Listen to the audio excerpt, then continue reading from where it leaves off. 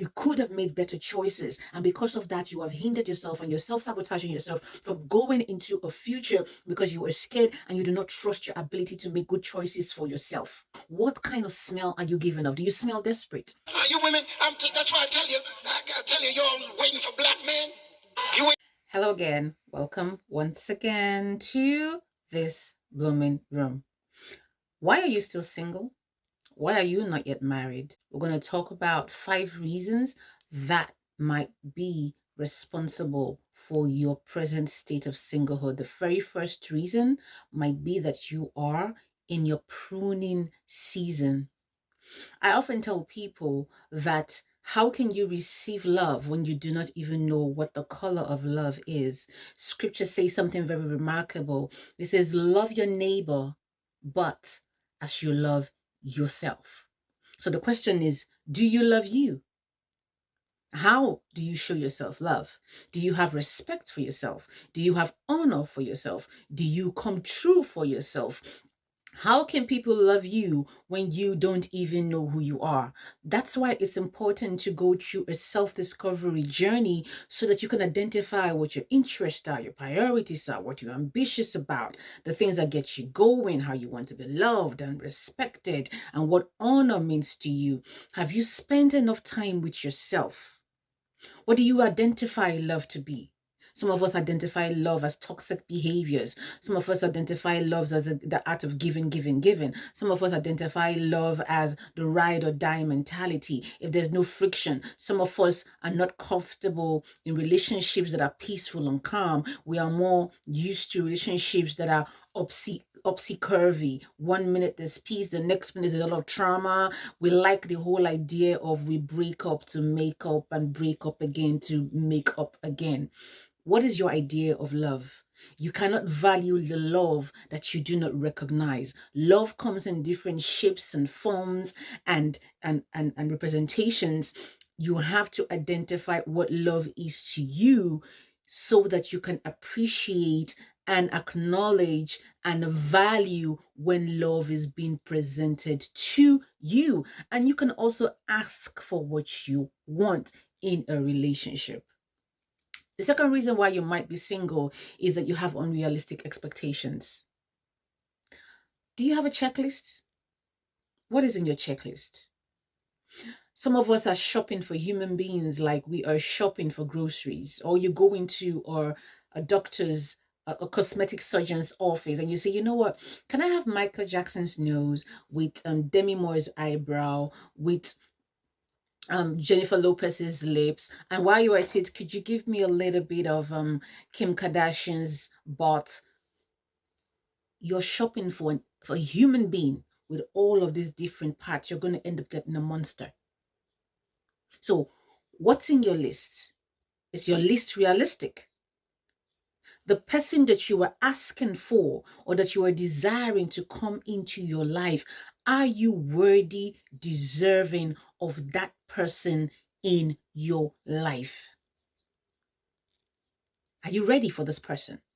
This high value, high earning man that you want, are you ready for the kind of lifestyle that is associated with having that individual, the late nights in the office, being in different countries, having all sorts of relationships that you probably have never thought about? Some of these people that engage in open relationships, engage in all sorts of sexual perversion. Are you ready for that kind of lifestyle? Do you understand what it takes to have certain individuals that you are hoping for in your life? What is in your list? The third reason why you might still be single is that you were battling with unhealed trauma. What have you lost in the past that is stopping you from going into the future? The past has happened already. It's gone. However, you could be limiting yourself from going into the future because you were still mourning the losses of yesterday. Maybe the loss of a loved one. Maybe they passed on, or maybe someone broke your heart. Maybe the death of a loved one. Maybe a broken engagement. Maybe somebody left you at the altar on the day of your marriage. They didn't even show up. Maybe it's a boyfriend who left you, who promised that you were always going to be together. And then one minute you were all in love, and the next minute they've ghosted you. And this love thing, it really hurts. It really, the love is now associated with a lot of pain, and you are reeling from maybe perhaps the bad choices that you have made, because now you can see before your eyes that you could have made better choices, and because of that you have hindered yourself and you're self-sabotaging yourself from going into a future because you are scared and you do not trust your ability to make good choices for yourself. So you are stuck in trauma. What have you not healed from? Because you cannot make progress if you don't acknowledge and identify where the source of pain is coming from. Deal with that pain and then move forward into the life that God has for you. The number 4 reason why you might still be single is that you were given off a foul smell. Now, hang on.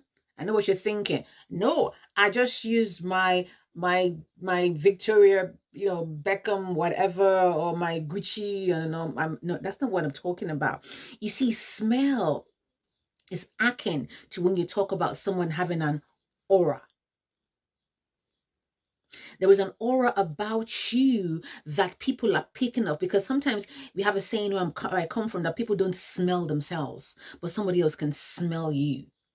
And so perhaps you are given off smell of desperation, of fear, of hunger, of need.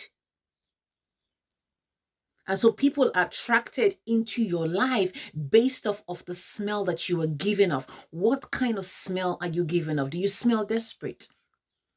And you are attracting the kind of, maybe if you're a lady, you're attracting the kind of men who will come into your life and butter you up and promise you heaven and earth because they can see the desperation. And because of that desperation, you don't do your due diligence. You don't dig deep. You don't interview. You don't ask the right questions. You don't communicate right. You don't do your investigative journalism, your emotional journalism to find out, is this person an authentic person, or is there something that I'm giving off that they are smelling that is making them promise me all of these things? This is not a smell that you can take in with your nose. It's something that you catch with your spirit. All of us are given off smells. Your desperation for companionship might be attracting people with ungodly and unhealthy intentions into your life. They're going to tell you everything you need to hear so that you fall in line. You don't see that they are takers and abusers. You must understand that people who are very smooth operators, like Shadi Adu said, smooth operator, those of them who are smooth operators, aka manipulators, manipulate you based on an idea or knowledge of the dreams that you have. People can only manipulate your dreams, your expectations, your desires. They manipulate your desires and they come into your life and promise you all of this breadcrumb, you promise you the sweet by and by. And while you are giving, they're taking much more from you. And then the next time they've ghosted you and they're out of your life because they are serial takers. And if you take the time to study, you'll find out that you are not the first victim. They have so many victims that they have done this to. Who are you attracting into your life? What kind of smell are you giving off? The 5th reason why you might still be single is because you're not open to love from different places and spaces. Now, there are different levels of relationships.